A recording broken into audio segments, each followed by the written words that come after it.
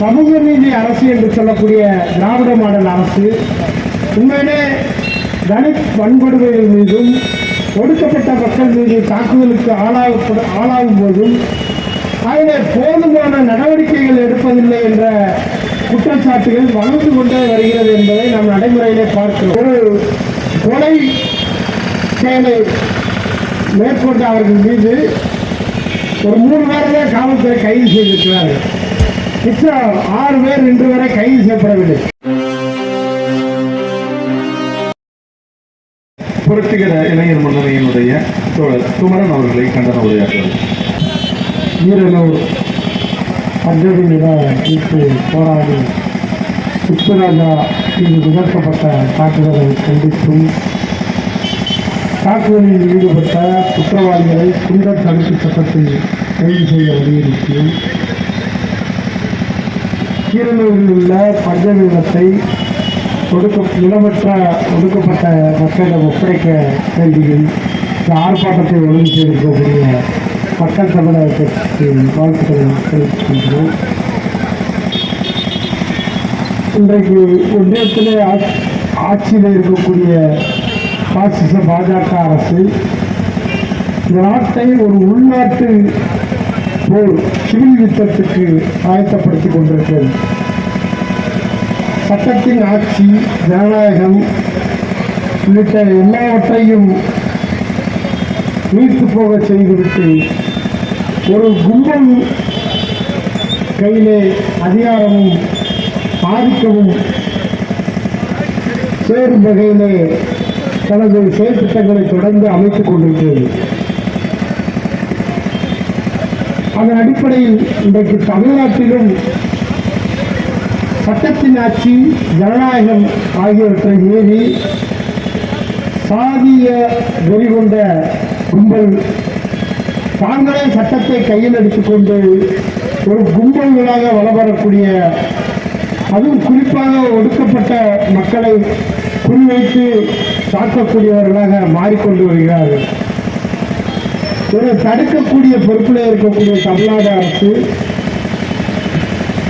சில சலுகைகளை, அறிவிப்புகளை கொடுத்தால் மட்டும் இந்த மக்களுடைய பிரச்சனையிலே தீர்த்து விடலாம் அல்லது சில அடையாளங்களை உருவாக்குவதன் மூலமாக அவர்களுக்கு சம்பவங்களை உருவாக்கி விடலாம் என்று நம்பிக்கொண்டிருக்கிறது.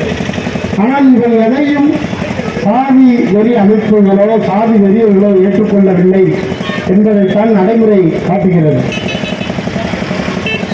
தமிழ்நாடு அரசு ஆட்சியில் அமர்ந்த பின்பு ஒவ்வொரு அதாவது குறிப்பாக ஒடுக்கப்பட்ட மக்கள் மீது நிகழ்த்தப்பட்ட தாக்குதல்களை கண்காணிப்பதற்காக மாவட்ட அளவிலே மாவட்ட ஆட்சித்தலைவர் தலைமையிலே கண்காணிப்பு விழிப்பு குழுக்களை அமைக்க வேண்டும், ஒடுக்கப்பட்ட மக்கள் மீதான தாக்குதலை தடுக்க வேண்டும் என்ற பலமுறை அரசு கூடி விவாதித்தாலும் உள்ளூர் அளவிலே அது செயல்படாமல் இருப்பதுதான் நடைமுறையாக இருக்கிறது. கடைசியாக கண்காணிப்பு விழிப்பு கூட்டம் மதுரையில் எப்போது நடந்தது என்றே தெரியவில்லை. இதை செயல்படுத்த வேண்டிய பொறுப்பில் இருக்கக்கூடிய கட்சிகளும் இதை பாராமுகமாக இருக்கிறார்கள் என்று இந்த நேரத்தில் நாம் அவர்கள் மீது ஒரு விமர்சனமாக பார்க்க வேண்டியிருக்கிறது. ஆக ஒரு ஊரில் பஞ்சமி நிலம் இருக்கிறது என்று மாவட்ட வருவாய் அலுவலகத்தை தொடர்ச்சியாக தொடர்பு கொண்டு அதற்கான ஆவணங்களை திரட்டி உரிய முறையிலே அந்த நிலங்களை உரியவர்களிடம் ஒப்படைக்க வேண்டும் என்று ஒரு தனியார் ஒரு வருவாய்த்துறை செய்ய வேண்டிய வேலையை, ஒரு ஆதிதிராவிடர் தனி வட்டாட்சியர் செய்ய வேண்டிய வேலையை ஒரு தனியார் செய்து கொண்டிருக்கிறார். ஆனால் அரசு நிர்வாக அமைப்பு என்று சொல்லக்கூடிய அமைப்புகள், சட்டப்பூர்வமான அங்கீகாரம் பெற்ற அமைப்புகள் உண்மையிலே தூங்கிக் கொண்டிருக்கின்றன. 2015 அரசாணை எண் 357 வெளியிட்ட பிற்பாடு மாவட்ட அளவிலே பஞ்சமி நிலங்களை கண்டறிந்து ஒரு உரிய நில ஆணையர், மாவட்ட ஆட்சியர், தலைமைச் செயலாளர் ஆகியோர் அடங்கிய ஒரு குழு அமைத்து மாநில அளவிலே இந்த நிலங்களை பகிர்ந்தளிப்பதற்கான ஒரு திட்டம் உருவாக்கப்பட வேண்டும் என்ற அரசாணை கூட தூங்கிக் கொண்டுதான் இருக்கிறது என்று குற்றம் சாட்டுகிறோம். ஆக இந்த சமூக நீதி அரசு என்று சொல்லக்கூடிய திராவிட மாடல் அரசு உண்மையிலே தலித் வன்கொடுமைகள் மீதும் ஒடுக்கப்பட்ட மக்கள் மீது தாக்குதலுக்கு ஆளாகும் போதும் அதில் போதுமான நடவடிக்கைகள் எடுப்பதில்லை என்ற குற்றச்சாட்டுகள் வளர்ந்து கொண்டே வருகிறது என்பதை நாம் நடைமுறையிலே பார்க்கிறோம்.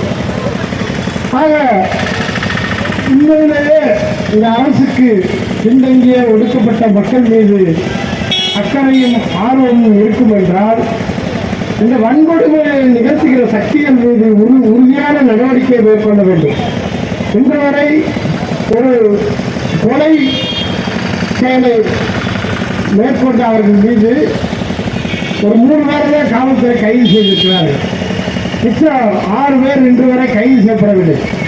இந்த 3 பேரும் எப்போது வேண்டுமானாலும் பிழையிலே வந்து விடுவார்கள். ஆக உடனடியாக அந்த குற்றவாளிகள் முதல் தகவல் அறிக்கையில் இருக்கக்கூடிய குற்றவாளிகளை கைது செய்ய வேண்டும்.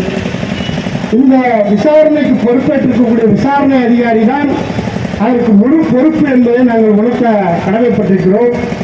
மேலூர் சரக டிஎஸ்பி இதில் உரிய முறையில் நடவடிக்கை எடுக்கவில்லை என்பது இந்த அவர் குற்றவாளிகள் வெளியிலே சுதந்திரமாக சுற்றிக் கொண்டிருப்பதிலே நமக்கு தெரிய வருகிறது. எனவே அவரை உடனடியாக அந்த இடத்திலிருந்து பணிமாறுதல் செய்து வேறொரு நேர்மையான விசாரணை அதிகாரியை மாவட்ட காவல் கண்காணிப்பாளர் உடனடியாக இதை ஒரு தீவிரமான சிக்கலாக கருதி அவரை வேறொரு விசாரணை அதிகாரியை உடனடியாக நியமிக்க வேண்டும். பாதிக்கப்பட்டவர் குடும்பம் அவர்தான் அந்த குடும்பத்திற்கு வருவாய் ஈட்டக்கூடியவராக இருப்பதால் அவருடைய கை துண்டாகி இருப்பதால் அவர் இனிமேல் வேலைக்கு செல்லக்கூடிய வாய்ப்பு இல்லை என்பதை உணர்ந்து அரசு உடனடியாக தலையிட்டு அவருக்கு உரிய இழப்பீடையும் அவர்கள் குடும்பத்திலே ஒருவருக்கு வேலை வாய்ப்பையும் வழங்க முன்வர வேண்டும். இதுபோன்ற பட்டியல் மக்கள் மீதான தாக்குதல்களை தடுத்து நிறுத்துவதற்கான முறையான மாவட்ட கண்காணிப்பு விழிப்பு குழுக்களை உடனடியாக மாவட்டந்தோறும் கூட்ட வேண்டும் என்பதை இந்த நேரத்திலே நான் சார்ந்திருக்கக்கூடிய புரட்சிகர இளைஞர்களின் சார்பாக வலியுறுத்திக் கொண்டு இந்த முத்துராஜா குற்றவாளிகளை கைது செய்வதற்கும் அந்த உயர்நீதிமன்ற தீர்ப்பின் அடிப்படையில் 4 மாதங்களுக்குள் அந்த நிலங்களை பகிர்ந்தளிக்கும்படி அதை உரிய முறையில் அந்த நிலங்களை யாரிடம் ஒப்படைக்க வேண்டும் என்பதை உரிய முடிவெடுக்க வேண்டும் என்பதையும் இந்த நேரத்தில் தமிழக அரசை வலியுறுத்தியும் மாவட்ட ஆட்சியரை வலியுறுத்தியும் கேட்டுக்கொள்கிறேன். நன்றி.